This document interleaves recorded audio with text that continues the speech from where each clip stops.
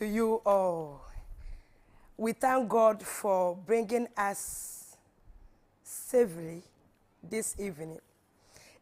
This is the counseling pulpit. We have come your way again this evening. My name is Mrs. Esther Kessie, the wife of the pastor of the Church of Pentecost, Reverend Martin Kessie Beko, Akosomo New Combine. Today, we have met again to discuss another important topic that will help address some of the mental health is what we seek. So we are there 24/7 to serve you. Again, if there is a particular problem that you want to solve, all that you have to do is to tell us the problem, and then we'll help you design a program to address that particular problem. So we are calling on all the public. You can get us on WhatsApp line 0243 453106. 0243 453106. That's our WhatsApp number. If you want to go to Facebook, our Facebook site name is The Counseling Pulpit.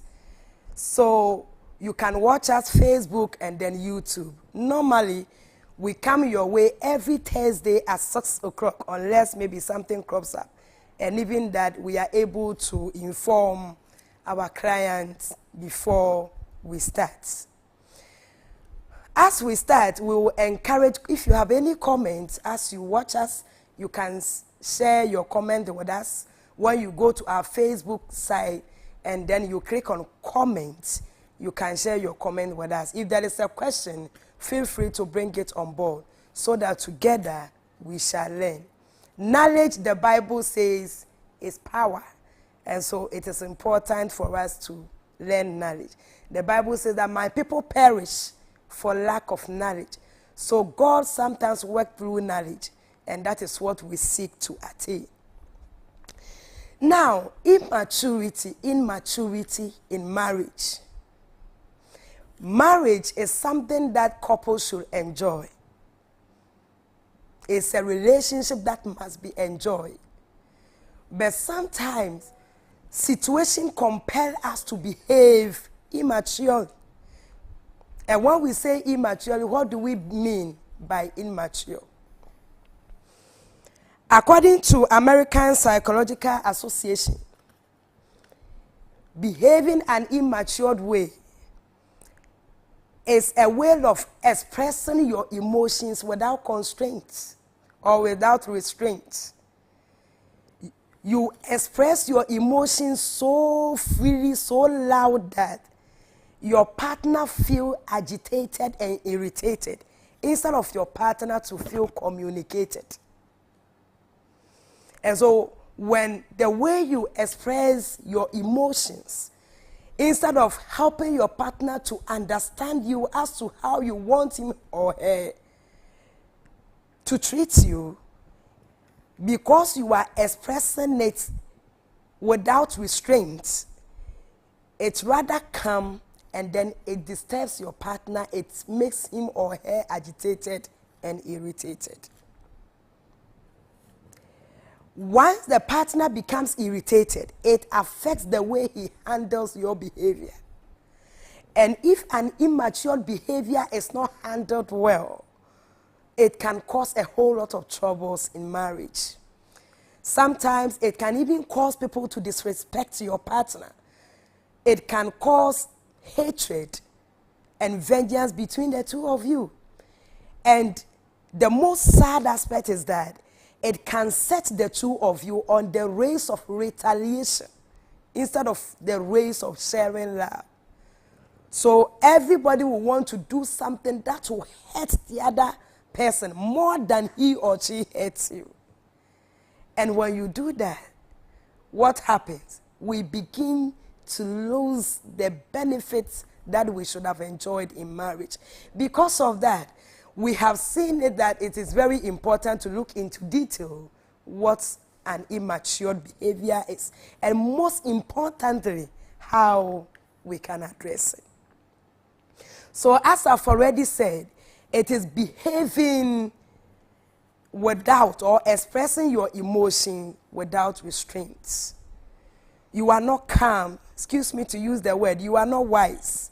So in certain books, they explain immaturity as expressing your emotional reactions in such a way that people would have expected that behavior from a child instead of a behavior for a grown-up person like you. So in short, an immature behavior is behaving less your age. And we are saying behaving less your age, not because, excuse me to say, you are being insulted, or, excuse me to say, you are foolish. But then, we are saying that you are behaving less your age because your behavior should have come to solve a problem. But if expressing your emotions, we express our emotion to loved ones so that they will see, listen, and understand us and treat us the way we want to be treated. But then if at the end of the day, my behavior comes out and doesn't help solve that situation, then we say that my behavior is not matured enough. So behavior or expressing emotions should come for issues to be addressed. For example, if I feel embittered, and then I want to express it for my partner to know that I feel embittered, I should express it in a manner that is expected from a grown-up person like me. If I express it in a manner that would have been expressed by a child, okay, then it means that I have behaved immaturely. I have behaved immaturely because the way I expressed that emotion couldn't attract my partner to attend to me the way he should have attended to me. And that is why it is an immature act. Now, it is very crucial for couples to look into this because it is inevitable. By all means, so many years of marriage, even if 1 year, one of you might have behaved immaturely. Because very soon, we shall learn about the causes of immaturity, and you realize that it is straight to so many causes.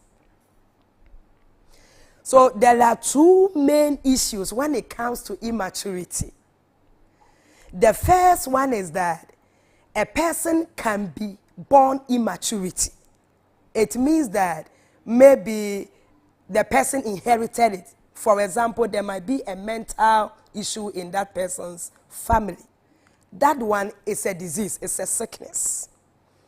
Then another one, a person can also be matured, all right.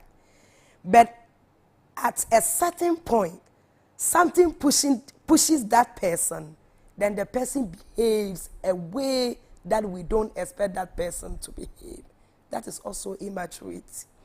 So you can be matured, all right, but at a certain point in your marriage, something happened, and then you behave immaturely. Now, it is very crucial for us to learn about immaturity and, most importantly, learn about how it must be handled. Because if it is not handled well, it can even cause divorce. Meanwhile, it doesn't mean we don't love ourselves, but because of how we are behaving, it is getting our partner agitated, and that is why, it is causing us to hate one another instead of loving one another. So in short, to behave maturely means to behave or to express emotions with constraints, with restraints. You are able to control your emotions and communicate for your partner to know what is really wrong. Not only that, for your partner to get attracted to attend to you. That is maturity. So though you are hurt, but we should check the way we express our emotional reactions. The Bible says, I've already told you that with the counseling pulpit, we counsel from Christian perspective. And so the Bible is our point of reference. And so everything that we say we are able to get a quotation to support it. I have already told you that behaving immaturely in other ways, some people term it as behaving in a way or communicating your emotions in a way that would have been expected from a child and not somebody who is grown up like your type. When you read 1 Corinthians chapter 13 verse 11, 1 Corinthians chapter 13 verse 11, the Bible says that when I was a child, I talked like a child. I thought like a child. I reasoned like a child. But when I grew old, I put all the childish behavior behind me. But it's unfortunate that though we have grown old and we have entered into marriage, but some of us are still keeping our childish behavior in front of our marriage instead of behind us. And that is why the counseling pulpit will want to draw your attention to the calamities that if this attitude not addressed well can cause in your marriage. When I was a child, I reasoned like a child. I thought like a child. I talked like a child. But when I grew old, I put all this childish behavior behind me. I am advising partners who are listening to me to try as much as possible to beware about immaturity and put such behaviors behind them so that they can succeed in their marriages. Another point that I want us to address before we go to the causes of immaturity is that if your partner behaves immature, it does never give you the license to divorce that person. I am saying this because living with an immature partner can be very irritating. In fact, very disgusting. More especially if you are living in one house, because you see that person 24/7. And if your emotions are not controlled, if wisdom is not applied to the way that immature behavior is being handled, I tell you, it can turn your marriage into another form that you don't expect. So it doesn't guarantee, because I'm talking to Christians, and if you want to find an answer, or if you want to find the truth of what I'm talking to you about, you can get it from Matthew chapter 19 verse 3, when a question was posed to Jesus, okay, by the Pharisees. When you read Matthew chapter 19 verse 3, the Bible says that the Pharisees went to Jesus to ask him a question, to test him. And then they asked Jesus that, can someone divorce a partner, or they were even specific, a wife, for any reason and for every reason? That question was posed in Matthew 19:3. But the answer was found in Matthew 19 verse 9, when Jesus told them that, I tell you, anyone who divorces the wife, unless it is on the ground of sexual immorality, that person has sinned. So it means that apart from sexual immorality, you don't have any right to divorce your partner on any grounds, unless the situation was not handled well and that the impact it is bringing on you, if we don't take care, can cause death. Then in that way, we can advise that there should be separation. Other than that, it is wrong to base on the fact that your wife or your husband is immature, and because of that, you will divorce that person. And that is why we want to take you through the reasons why you should handle such immaturities with extra care so that it doesn't explode in your marriage. You know, in this world, the world is like a problem, a solution-oriented world. In every institution is trying to be solution-oriented. What we mean is, instead of we sitting down and shifting blames, we rather sit down and looking critically into how issues will be addressed. So even in marriage as an institution, couples should rather focus on how issues must be solved rather than to sit down and then blame others. And by the end of this lecture, short lecture, you will be able to know how to handle an immature behavior. Now, to start with, let us all look into this example. This is a real incident that happened. Couples that I know, okay, came to me, and the issue they brought was that there was a serious issue between the two of them to the extent that they had to separate. Meanwhile, they loved themselves. Nothing had happened. But according to the wife, he said that she was there one day when a lady friend called her. And then the lady friend invited her and asked her, has your husband told you something? He said, oh no. Then he said, then come. Your husband came to me and told me that you had a problem with your friend, but that problem, you were at fault, so I should talk to you. Your husband says that you talk so much, your choice of words are wrong, and that they are very abusive. Again, he said that normally you allow your children to go to school late and teachers complain, and he doesn't like that. Lastly, your husband says that he puts chop money early in the morning on the table, but whenever he comes from the house, you don't cook, the food on time, and he doesn't like that. So I should call you and tell you. Look at this issue. And this is something that happened. I'm creating a picture so that we can learn around it. But I am using a true stories picture. So you see that in a way, this act is an immature act. Because according to when I met the two of them, before the husband made that move, the husband had not made the wife know that there is any problem. And even if there is a problem, look at how he exhibited the behavior. He went straight away to the friend of the wife, disclosing the weakness on the part of the wife. Good. Now, we are saying that some of these immature behaviors are inevitable. Probably something pushed your husband to do that. But our concentration is that when it is brought out, how do you handle it?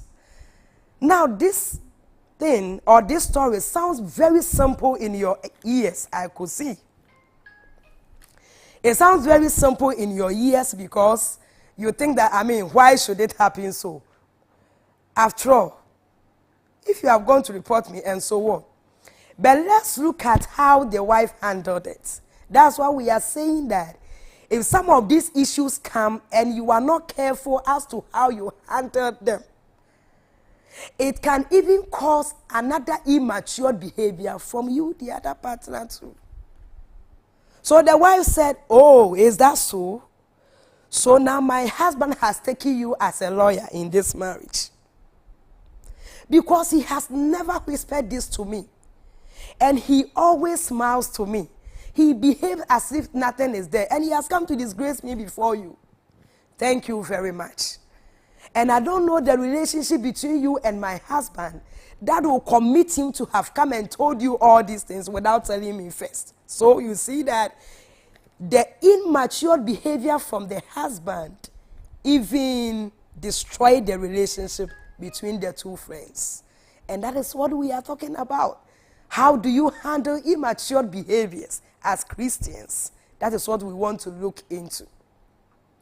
Now, the next day, the lady went to the house. He didn't tell the husband that this is what the friend has told her. Meanwhile, the lady was hurt. The following day, the husband came from where there was no food.